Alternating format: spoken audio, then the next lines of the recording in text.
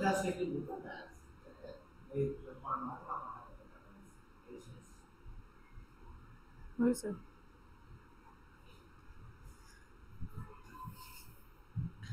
Hello, students. Good evening.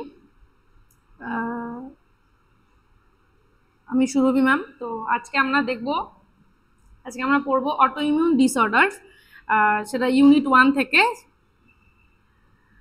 তো তার মধ্যে অটো ইমিউন বলতে কি, এর আগের দিনে আমরা পড়েছিলাম যে অটো ইমিউন বলতে বোঝায় আমাদের বডির ইমিউন সিস্টেম বডির সেলকে চিনতে পারছে না, বডি অর্গানকে চিনতে পারছে না, বডির নিজস্ব ইমিউন সিস্টেমের এগেনস্টেই কাজ করা শুরু করছে। তো সেটা হচ্ছে অটো ইমিউন। তো তার জন্য কি কি রোগ হতে পারে সেগুলো আজকে আমরা দেখবো। তো অটো ইমিউনের কারণ কি হতে পারে? কারণ হচ্ছে জেনেটিক প্রভাব হতে পারে। জেনেটিক প্রভাবে কি হয়, অটো ইমিউন মেইনলি জেনেটিক থেকেই আসে, কারণ এটা কোনো ছোঁয়াচে বা সংক্রামক রোগ এটা নয়। যদি পূর্বপুরুষের কারোর থাকে বা মা বাবা বা ভাই বোন কারোর থাকে, তো তাহলেই সেক্ষেত্রেই আমাদের রোগটা ছড়ানোর বা সংক্রমিত হওয়ার চান্সেস অনেক বেশি থাকে। আর থাকে পরিবেশগত প্রভাব থাকে। পরিবেশগত প্রভাব বলতে টক্সিনস বা টক্সিক, আমরা যদি বেশি টক্সিক জিনিস ইনটেক করি বা আমাদের লাইফস্টাইলের উপরও ডিপেন্ড করে কিছুটা। আচ্ছা, এর মধ্যে আমরা পড়বো আজকে রিউমাটয়েড আর্থ্রাইটিস।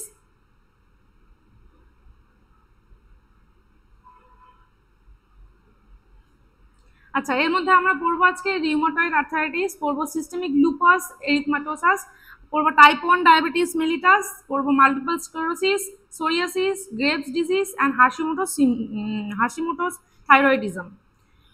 তো ফার্স্টেই আসি রিউমাটয়েড আর্থ্রাইটিস। নাম শুনে বোঝা যাচ্ছে আর্থ্রাইটিস মানে কি, বোনের সাথে রিলেটেড। রিউমাটয়েড আর্থ্রাইটিস আর হচ্ছে অস্টিও আর্থ্রাইটিস, এই দুটো টার্ম। আচ্ছা, ফার্স্টে বলে আর্থ্রাইটিস মানে বোন রিলেটেড কোনো একটা ডিজিজ হবে বা ডিসঅর্ডার হবে, যার জন্য আমাদের কি হয়, রিউমাটয়েড আর্থ্রাইটিসে কি হয়, এটা একটা নর্মাল জয়েন্ট।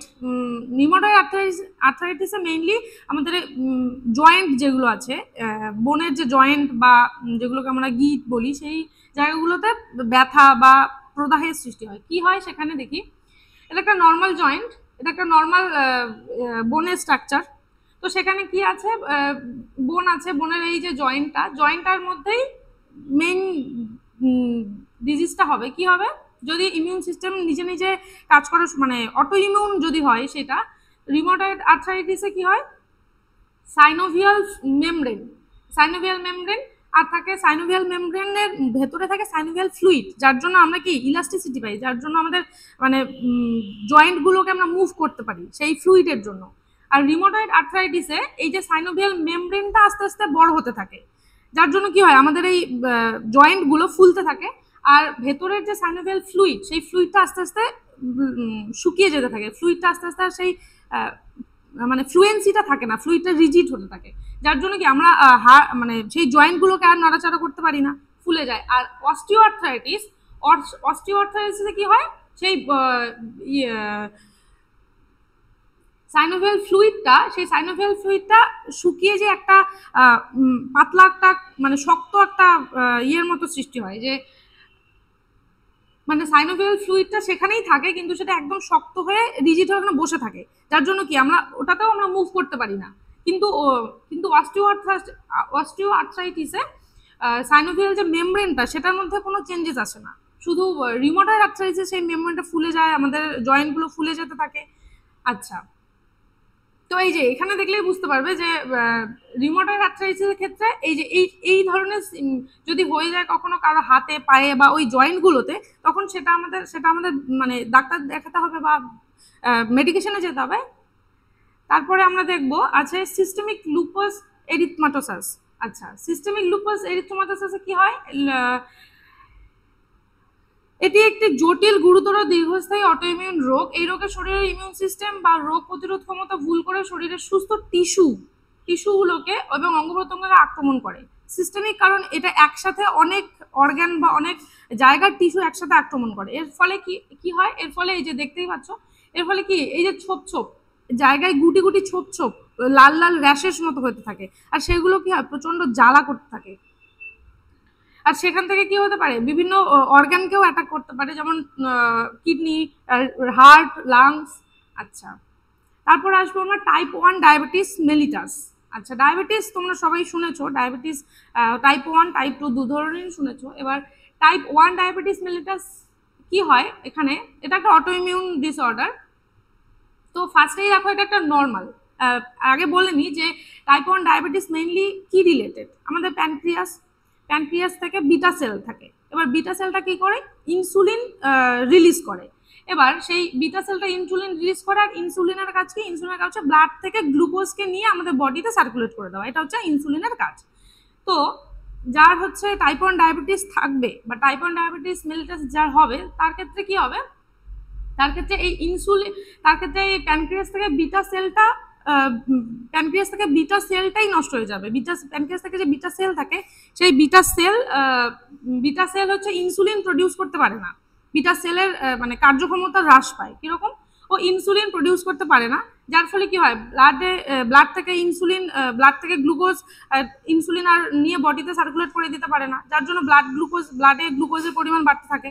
আচ্ছা, আর এর সাথে যদি ডিফারেন্স করতে যাই টাইপ 2 ডায়াবেটিসে, টাইপ 2 ডায়াবেটিসটা কি জিনিস, টাইপ 2 ডায়াবেটিসে কি হয়, দুটোই ইনসুলিন রিলেটেড।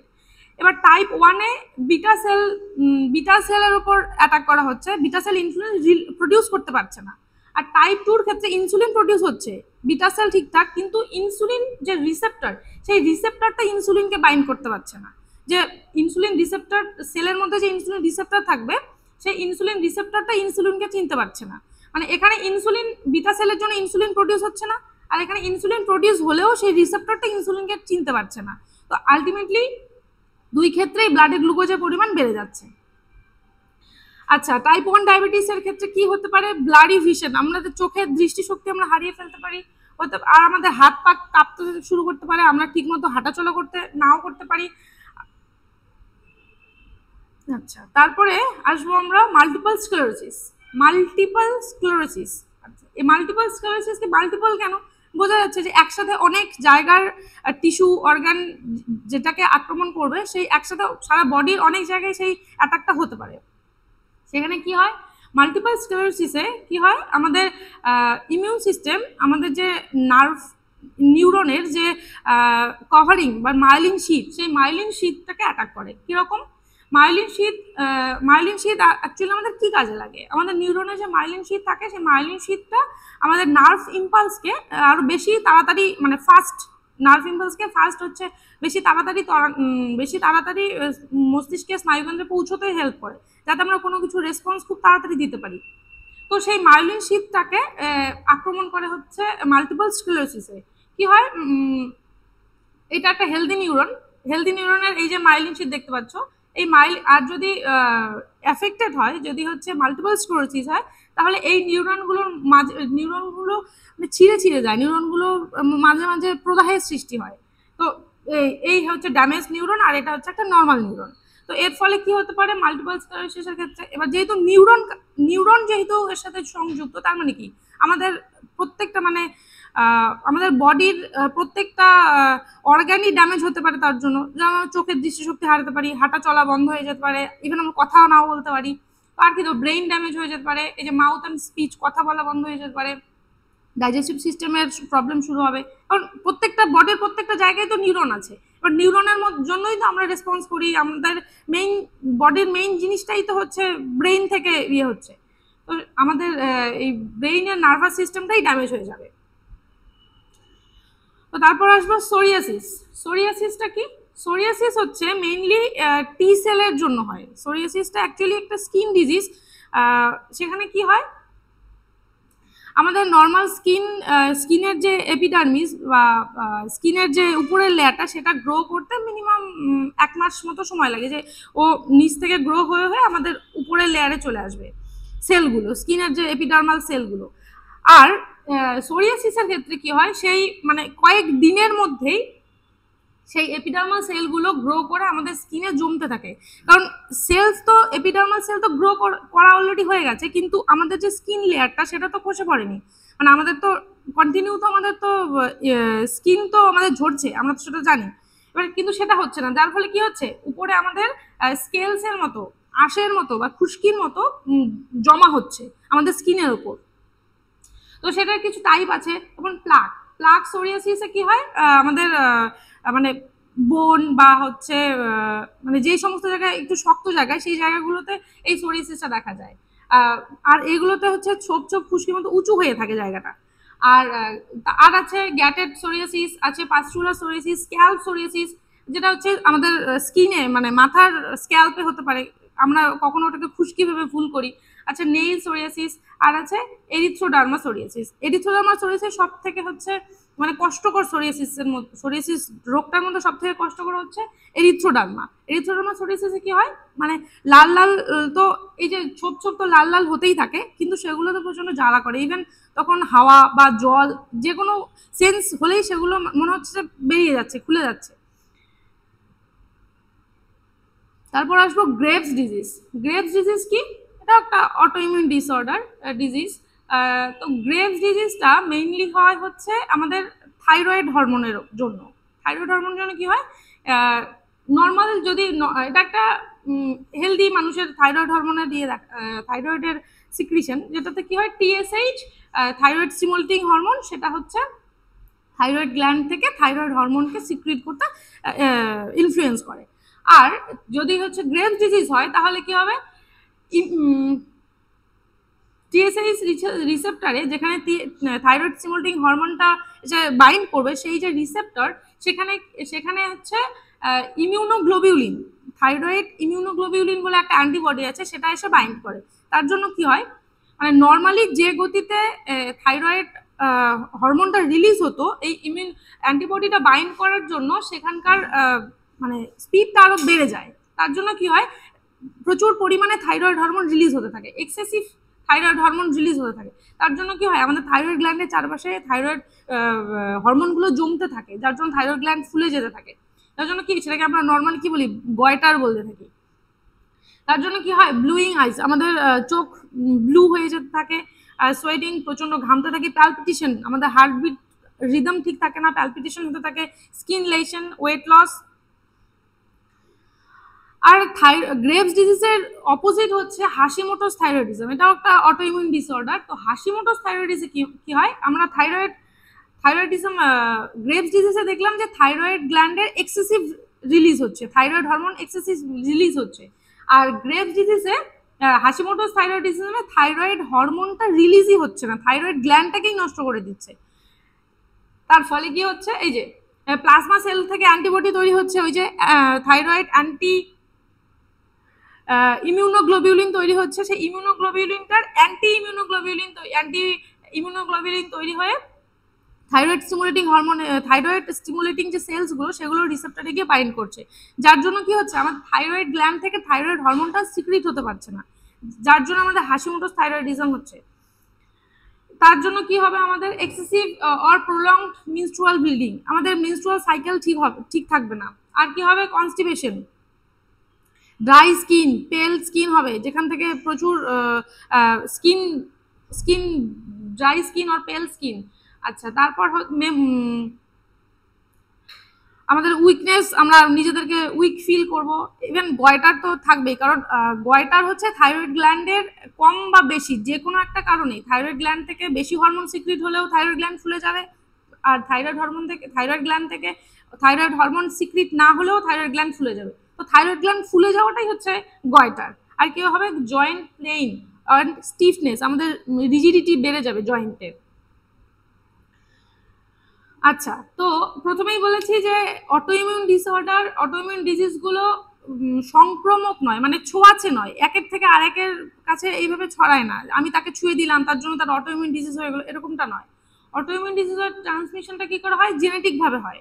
এবার যদি তার জেনেটিক প্রভাব 1%ও থাকে তবেই তার পরিবেশগত ট্রিগারগুলো তার মধ্যে গিয়ে এফেক্ট করতে পারে, তাহলেই সে পরিবেশগত মধ্যে কি থাকবে সংক্রমণ, যেমন ভাইরাসের মধ্যে থাকবে এপিস্টিন বার ভাইরাস, আর ব্যাকটেরিয়া যেমন স্ট্রেপ ভাইরাস। এই ব্যাকটেরিয়া এবং ভাইরাস, এই ভাইরাসটা এবং ব্যাকটেরিয়া এরা যদি আমাদের যদি নর্মাল আমরা যদি কোনো জ্বর সর্দি কাশি কিছু একটা হলো, তারপর যদি এই ভাইরাস বা ব্যাকটেরিয়া আমাদের বডিতে এফেক্ট করে, বডিতে যদি ইনফেক্ট করে, তাহলে কি হবে, তাহলে মানে আমাদের ঝুঁকিটা বাড়বে অটোইমিউন ডিসঅর্ডার হওয়ার ঝুঁকিটা বাড়বে। তাই বলে এমন না যে এই ভাইরাস দুটো আমাদের ব্যাকটেরিয়া ভাইরাস আমাদের বডিতে প্রবেশ করলো যার জন্য হচ্ছে আমরা অটোইমিউন ডিসঅর্ডার হয়ে গেল আমাদের, এরকমটা একদমই না। যদি তার মধ্যে জেনেটিক ভাব 1%ও থাকে, তবেই তার এই পরিবেশগত প্রবলেমগুলো, পরিবেশগত ট্রিগারগুলো তার মধ্যে গিয়ে ইনফ্লুয়েন্স করতে পারে, একদমই সেটা। আচ্ছা, আর হতে পারে হরমোনের পরিবর্তন, আমাদের যে বিভিন্ন হরমোনের যে ফ্লাকচুয়েশন, মেনস্ট্রুয়াল সাইকেলে বলো বা হচ্ছে প্রেগনেন্সির সময় বলো, যে কোনো সময়ের বডির যে হরমোনাল যে ফ্লাকচুয়েশন, সেটার জন্য কিন্তু যদি সেটা কন্টিনিউ হয়, সেটাও কিন্তু আমাদের অটোইমিউন ডিজিজকে ট্রিগার করতে পারে। আর লাইফস্টাইল আর হচ্ছে মেন্টাল হেলথ তো অবশ্যই, এটা তো সব রোগেরই একটা বড় পার্ট। তো সেটা থেকে প্রিভেনশনের কি আছে? প্রিভেনশনের জন্য সম্পূর্ণভাবে প্রতিরোধ করা কোনোভাবেই এটা সম্ভব নয়, কারণ অটো ইমিউন, এটা জেনেটিকভাবেই গোটাটাই এসছে। তবে তার ঝুঁকিটা কমানো যায়, মানে আমি কতটা তার এই যে আমরা যে পড়লাম যে পরিবেশগত ট্রিগারগুলো, এই ট্রিগারগুলোকে আমরা কম করতে পারি। যে যদি ওর জেনেটিক প্রভাব 1%ও থাকে, তাও আমি পরিবেশগত ট্রিগারগুলো আমার মধ্যে যদি না আসে, আমি যদি সেগুলোকে অ্যাভয়েড করি, তাহলে আমার ঝুঁকিটা আমার কমবে। কিন্তু আমি একদম বলতে পারি না যে তার জন্য আমি একদম নির্মূল হয়ে যাব, আমার কোনোদিনই হবে না। সুষম খাদ্য, নিয়মিত ব্যায়াম, মানসিক চাপ, মেন্টাল হেলথ তো সবসময় আমাদের কাজে লাগে। আচ্ছা, তো এবার আমরা আসি অটোইমিউন ডিসঅর্ডার চলে গেল, আর এবার আমরা আসবো এইডস। এইডস সবাই তোমার নাম শুনেছো, এটা অটোইমিউন নয়, এটা একটা ভাইরাস ঘটিত রোগ। তার কজেটিভ এজেন্ট হচ্ছে এইচআইভি, হিউম্যান ইমিউনোডেফিসিয়েন্সি ভাইরাস। তো এটার জন্য হয় এইডস, মানে কি অ্যাকোয়ার্ড ইমিউনোডেফিসিয়েন্সি সিনড্রোম। এটা তোমরা বুঝতেই পারছো যে অ্যাকোয়ার্ড মানে কি অর্জিত, এটা কোনো বংশগত নয়, ইমিউন নয়। তো এটার সিমটম কি? সিমটম জ্বর, মাথা ব্যথা, আর কি হতে পারে সোয়ালেন অফ লিম্ফ নোড। আমাদের যে লিম্ফ নোড আছে, সেই লিম্ফ নোডগুলো ফুলতে থাকে, লিম্ফ নোডগুলো ইনফ্লামেশন হতে থাকে। আর হতে মাউথ আলসার, মুখের আলসার হতে পারে। আর ফ্যাটিক, আমরা মানে নর্মাল ইয়ের থেকে বেশি পরিমাণে ফ্যাটিক বা মাসেল আর্চেস হতে পারে। আর ফিভার, জ্বর তো সব কিছুরই লক্ষণ। চিল আর night sweat, rash, sore throat. আচ্ছা, তারপর আর কি হয়? মুখে বা জিহ্বায় সাদা সাদা দাগ হয়। নিউমোনিয়া হতে পারে, যার জন্য আমরা বুঝতে পারি যে আমাদের এইডস হয়েছে। আচ্ছা, তো তারপর এই এইডসটা কি করে ছড়ায়, কি করে সংক্রমণ হয়? তার জন্য কি হয়? দূষিত রক্ত সঞ্চালন জন্য হতে পারে, অসুরক্ষিত যৌন মিলনের ফলে হতে পারে। আর কি হতে পারে? গর্ভাবস্থায় গর্ভের মধ্যে প্লাসেন্টার মাধ্যমে ভাইরাস শিশুর দেহে যেতে পারে, প্লাসেন্টা থেকে শিশুর মধ্যেও কিন্তু এটা ছড়িয়ে যেতে পারে। স্তনপানের সময়ও এটা অনেকটা ঝুঁকিপ্রবণ আর কি। তো এটার জন্য আমরা কিভাবে প্রতিরোধ করতে পারি? প্রিভেনশন কি? প্রিভেনশন আমরা করতে পারি প্রথমত তো চিকিৎসা করে, অবশ্যই আমাদের সবার আগে মেডিকেশন যেতেই হবে, মেডিকেশনে। তারপরে আমরা কি করতে পারি? এই যে আমাদের যে লক্ষণগুলো ছিল, সেগুলোর থেকে আমরা সংক্রমণের যে মাধ্যমগুলো, সেই মাধ্যমগুলোকে আমরা অ্যাভয়েড করব। যে অসুরক্ষিত যৌন মিলন, সেটা আমরা কখনোই সেটা আমরা অ্যাভয়েড করব। আর কি করব? আর হচ্ছে ট্রিটমেন্ট ফর প্রেগনেন্ট ওম্যানকে একদম নিয়মিতভাবে ডক্টর দেখাবো, মানে আলট্রাসাউন্ড থেকে শুরু করে সবকিছুই নিয়মিতভাবে করতে হবে। আর কি হতে হবে? নিডল, মানে একজনের ইউজ করা নিডল অন্যজন আমরা ইউজ করব না। আর আমাদের সবাইকে অ্যাওয়ার হতে হবে, education and awareness and blood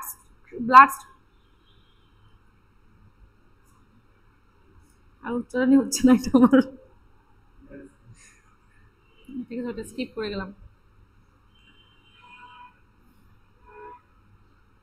তো এবার আমরা আসি ক্যান্সার, যেটা এখন মানে একটা ধরতে গেলে সবার মুখেই এটা শোনা যাচ্ছে যে ওর ক্যান্সার হয়েছে, তার ক্যান্সার হয়েছে।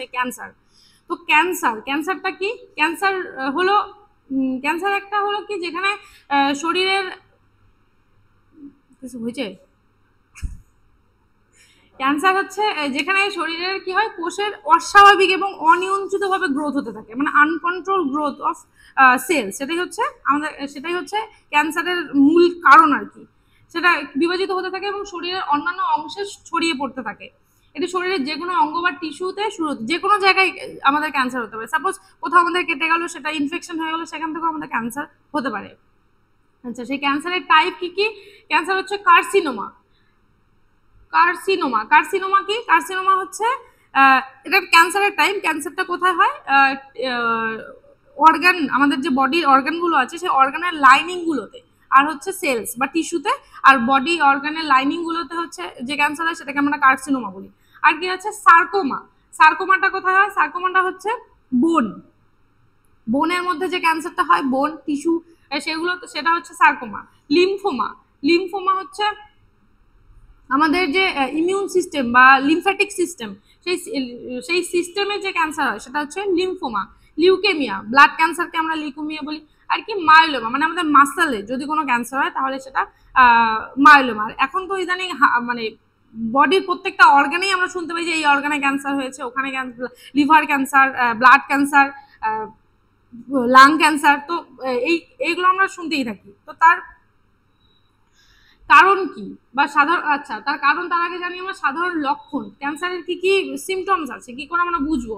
এই যে একটু আগেই বললাম যে ক্ষত বা ঘা যেখানে শুকোয় না, তো হয়তোবা আমরা ভাবছি যে শুকিয়ে যাবে শুকিয়ে যাবে, কিন্তু হয়তোবা ভেতরে ভেতরে সেটা ইনফেকশন হয়ে গেছে, হয়তোবা আমাদের সেই ঘাটা বা কেটে যাওয়াটা যেটা থেকে ছিল সেটা হয়তো কোনোভাবেই পয়জনাস ছিল, কোনোভাবেই টক্সিক ছিল, তো সেটা আমাদের টিটানাস বা কোনো মেডিকেশনই আমরা হয়তো নিইনি, তো সেখান থেকে হতে পারে। শরীরে কোনো অংশে অস্বাভাবিক গোটা বা ফোলা দেখা দেওয়া, অস্বাভাবিক ফোটা বা ফোলা দেখা দেওয়া, সেটা কি হতে পারে? সেটা আমরা সেটা একটা টিউমারের লক্ষণ হতে পারে। টিউমার, টিউমারটা কি জিনিস? টিউমারটা হলো যে অস্বাভাবিক সেলের গ্রোথ হচ্ছে, সেটা তো বুঝলাম আমরা ক্যান্সার। এবার সেই যে সেলের গ্রোথ হচ্ছে সেটা যদি একটা বাঞ্চ আকারে হয়, একটা পার্টিকুলার জায়গাতেই সেই সেলটা গ্রো করছে ম্যাক্সিমাম, সাপোজ আমার হাতের এখানে যদি ম্যাক্সিমাম পরিমাণে সেল কোনোভাবে গ্রো করা শুরু করে, তো কি সাপোজ জায়গাটা ফুলে যাবে, তো সেটাই আমাদের কাছে টিউমার। মানে টিউমার হলো ক্যান্সারের পূর্ব মুহূর্ত আর কি, ক্যান্সার হওয়ার আগের দশাটা হচ্ছে টিউমার। আর কি হতে পারে? এই যে গিল্টের সমস্যা বা বদহজম, আমরা এই সিমটমগুলোকে আমরা মানে অ্যাভয়েড করি সবসময়, কিন্তু যদি এগুলো কন্টিনিউ হতে থাকে তো আমাদের অবশ্যই মেডিকেশনে যাওয়া দরকার। এই যে ত্বকে আঁচিল বা তিলের আকৃতি, রং বা আকারের পরিবর্তন, আঁচিল বা তিল যেটাই হোক, লাল বা কালো যেটা কালারই হয় না কেন, তো সেটা যদি দিন দিন কালার চেঞ্জ হতে থাকে, তো সেখান থেকেও আমাদের বুঝতে হবে যে কিছু একটা ভেতরে হচ্ছে, তো অবশ্যই তার জন্য কি ডাক্তার দেখানো উচিত। রাতের বেলা অতিরিক্ত ঘামা, নর্মালের তুলনায় যদি তোমার মনে হয় যে তুমি বেশি পরিমাণে ঘামছো, তোমার বডিতে কোনো একটা প্রবলেম হচ্ছে বা তোমার ইমিউন সিস্টেম বেশি কাজ করছে, তো সেই ক্ষেত্রে তোমাকে মেডিকেশনে যেতেই হবে। আচ্ছা, ক্যান্সারের কারণ কি? ক্যান্সারের কারণ হতে পারে ফিজিক্যাল কারণ, তো হতেই পারে যে ইউভি, আমরা বডিতে প্রচুর পরিমাণে ইউভি নিচ্ছি বা সূর্যের আলো থেকে ইউভি পাচ্ছি। আর হতে পারে বায়োলজিক্যাল কারণে, ভাইরাস, ব্যাকটেরিয়া, তোমার ইমিউন সিস্টেম যদি লো থাকে, ইমিউন সিস্টেম যদি উইক থাকে, তাহলে সেক্ষেত্রে যে কোনো, মানে ইমিউন সিস্টেম যদি লো থাকে তোমার সেখানে ক্যান্সার না, যে কোনো ডিজিজ, যে কোনো রোগী সেখানে অ্যাটাক করার চান্সেস অনেক বেশি থাকে, ভাইরাস বলো ব্যাকটেরিয়া বলো, যে কেউ তখন সহজেই আক্রমণ করতে পারে। আর থাকে কেমিক্যালের মধ্যে হচ্ছে যেগুলো হচ্ছে মানে তামাকজাত দ্রব্য বা অ্যালকোহল, এই যে জিনিসগুলো আমাদের বডি থেকে আমরা দীর্ঘদিন নেওয়ার ফলে কি হচ্ছে। তো এবার আসি ক্যান্সারের কারণ। ক্যান্সারের কারণ কি, কিসের জন্য ক্যান্সারটা হতে পারে? কার্সিনোজেন। কার্সিনোজেন হচ্ছে কি, আমরা যে একটা ছোট্ট এক্সাম্পল দিই কার্সিনোজেন, আমরা যে কোথাও বেরোতে গেলেই সেন্ট, পারফিউম, বডি স্প্রে, এগুলো যে এত বেশি পরিমাণে আমরা নিজেদের বডির সাথে যে কন্ট্যাক্ট করছি, তার জন্য কি হচ্ছে, সেই সেন্ট বা পারফিউমটা কিন্তু টাইপ অফ কার্সিনোজেন, সেগুলো আমাদের কন্টিনিউ মানে একই জায়গায় দীর্ঘদিন ধরে ইউজ করার ফলে কিন্তু সেখান থেকে ক্যান্সারের হওয়ার ঝুঁকিটা কিন্তু বেড়ে যাচ্ছে। আর কি হয়? অঙ্কোভাইরাস। অঙ্কোভাইরাস হচ্ছে ক্যান্সার তৈরি করার ভাইরাসকে আমরা অঙ্কোভাইরাস বলি। আর কি অঙ্কোজিন, অঙ্ক মানেই ক্যান্সার, আর সেটা হচ্ছে অঙ্কোজিন। আর কি হয়? টিউমার সাপ্রেসর জিন। কোথাও টিউমার হলো, এবার সেই সাপোজ আমাদের কোথাও একটা কোনো জায়গায় অস্বাভাবিক একটা গ্রোথ হলো, জায়গাটা ফুলে গেল, এবার যদি আমাদের ইমিউন সিস্টেম ঠিকঠাক থাকে, যদি ক্যান্সার পরবর্তীতে যদি ক্যান্সার না হয়, এরকম যদি ইমিউন সিস্টেমটা থাকে যে একটা নর্মাল, তাহলে কি হবে,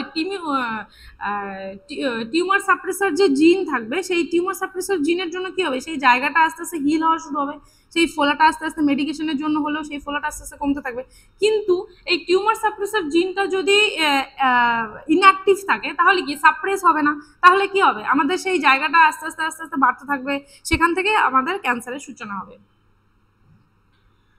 আচ্ছা, তো এবার প্রতিরোধ, ক্যান্সারের প্রতিরোধ তো অবশ্যই ধূমপান তামাক সেবন সম্পূর্ণরূপে বন্ধ করতে হবে, যেটা ক্যান্সারের আমরা মানে মেইন কারণ হিসেবে জানি। আর কি হয়, স্বাস্থ্যকর খাদ্যাভ্যাস, নিয়মিত ব্যায়াম, ওজন নিয়ন্ত্রণে রাখা, অ্যালকোহল সেবন সীমিত করা, আর কি হেপাটাইটিস বির ভ্যাকসিন যেটা হচ্ছে আমরা মানে খুব কম নিই, আর ইউভি থেকে আমাদেরকে নিজেদেরকে প্রোটেক্ট করতে হবে, কারণ ইউভিও কিন্তু কার্সিনোজেন।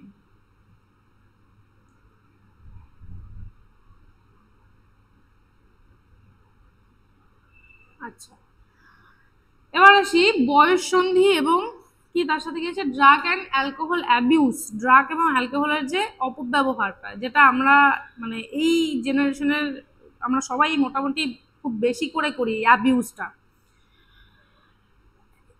এটা একটা তো ড্রাগ এবং অ্যালকোহল এই দুটোই একটা ক্ষতিকারক তো জিনিস। ড্রাগ আমরা এমনি সেটাও একটা ওষুধও, জ্বরের যে আমরা নর্মাল যে ওষুধ খাই সেটাও একটা ড্রাগ, কিন্তু সেইটা আমরা যখন এক্সেসিভ পরিমাণে নিই তখন সেটা আমাদের কি নেশাতে পরিণত হয়, সেই নেশাটা আমাদের পক্ষে ঠিক না। হ্যাঁ, রোগ হলে আমরা ওষুধ অবশ্যই খাবো, সেটা একদম ঠিক আছে, ওই ফাইন গুড, কিন্তু সেটা নেশাতে পরিণত হওয়া সেটাই হচ্ছে ক্ষতিকর। এবার কি হয়, সেই কি বলছে, যাতে ব্যক্তি শরীর মনের ক্ষতি জেনেও নেশাদার দ্রব্য সেবন করতে বাধ্য হয়। এটি একটি মস্তিষ্কের দীর্ঘমেয়াদী রোগ যা ব্যক্তির চিন্তা ভাবনা ও আচরণকে নিয়ন্ত্রণ করে। তো সেখানকার মধ্যে কি আছে, প্রাকৃতিক মাদক, মানে প্রাকৃতিক মাদকের মধ্যে কি পড়বে, গাঁজা, ভাং, হেরোইন, এইসব কোকেইন, এসব পড়বে হচ্ছে মানে প্রাকৃতিক, মানে ন্যাচারালি আমরা যেগুলো পাই। আর কি আছে সংশ্লেষিত মাদক, তার মধ্যে কি আছে অ্যামফিটামাইন, ইকাস্টাই, এলএসডি। আর কি আছে চিকিৎসায় ব্যবহৃত ওষুধ, এই যে ওষুধগুলো আমরা রোগ হলে খাই, কিন্তু সেগুলোই যখন আমাদের ক্ষেত্রে নেশায় পরিণত হয় তো সেটাই আমাদের তখন কি হয়, আমরা তখন সেটা অপব্যবহার করি। ব্যথার ওষুধ বা স্লিপিং পিলস, ট্রাঙ্কুইলাইজার।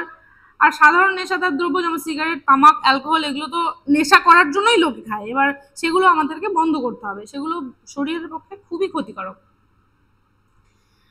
মাদকাসক্ত ব্যক্তির লক্ষণ কি দেখে বুঝবো যে সেই লোকটা আর কি অ্যাডিক্টেড, ড্রাগ বা অ্যালকোহলের প্রতি অ্যাডিক্টেড, ড্রাগের অ্যাডিক্টেড কি করে বুঝবো, এই যে চোখ, আমরা সবসময় চোখ দেখে বুঝতে পারি, যারা এই ড্রাগ অ্যানালিসিসে কাজ করে তারা সবসময় সেই ব্যক্তিটার চোখ, তারপর এই যে ঠোঁটের দু সাইড, এগুলো দেখে বুঝতে পারে যে সে মানে এখন সে ড্রাগ নিয়ে আছে কিনা, সে এখন অ্যাডিক্টেড কিনা, কতটা পরিমাণে অ্যাডিক্টেড। চোখের কি, চোখ সর্বদা লাল থাকা, চোখ সর্বদা লাল থাকা। আর কি হয়, চোখের যে আমাদের পিউপিলসটা সেটা অস্বাভাবিকভাবে বড় ছোট করতে থাকে, মানে তার দিকে তাকালে সে বুঝতে পারবে যে আমাদের এই যে পিউপিলটা সেটা ছোট বড় করছে। আর কি হয়, চোখের নিচে কালি পড়া, হ্যাঁ চোখের নিচে কালি পড়া, চোখের পিউপিলসটা নাড়াচাড়া করা, সেটা মানে আমরা নর্মাল দেখে হয়তো বুঝতে পারছি না, কিন্তু যারা অ্যানালাইসিস করে এই ড্রাগ অ্যানালাইসিস করে যারা, তারা বুঝতে পারে যে চোখের যে পিউপিলটা সেটা অস্বাভাবিকভাবে বড় ছোট হতে থাকে, চোখের নিচে কালি পড়া। আর কি ওজনের পরিবর্তন, হঠাৎ করেই ওজন বাড়ছে, হঠাৎ করে ওজন কমছে, মানে ফ্ল্যাকচুয়েট করছে, মানে নর্মালি আমরা কি যারা অ্যালকোহল বেশি পরিমাণে নেয় তাদেরকে আমরা দেখলেই বুঝতে পারি, চোখ লাল দেখে বুঝি, বা চোখের নিচটা ফোলা থাকে, কালো থাকে, যেরকম গয়টার হলে যেরকম হয় না যে চোখের যে নিচটা সেটা ফুলে থাকে। আর কি হয়, মানে একটু মোটা সোটা দেখতে হয়, একটু ওয়েটওয়ালা লোক হয়, ঘুমের সমস্যা হয়, ক্ষুধা হারিয়ে ফেলে, তো স্বাভাবিক।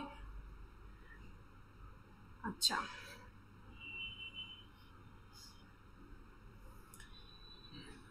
এবারে অ্যালকোহলিজমের যে অ্যালকোহল পান করছে বা অ্যালকোহলিজমের একটা ক্লাসিফিকেশন আছে, যে ক্লাসিফিকেশনটা কি আছে, আলফা টাইপ অ্যালকোহলিজম। সেখানে কি আছে, ব্যক্তি মানসিক চাপ বা উদ্বেগ, শারীরিক ব্যথা থেকে রেহাই পেতে সেই টাইপ অফ অ্যালকোহলিজমের মধ্যে থাকে।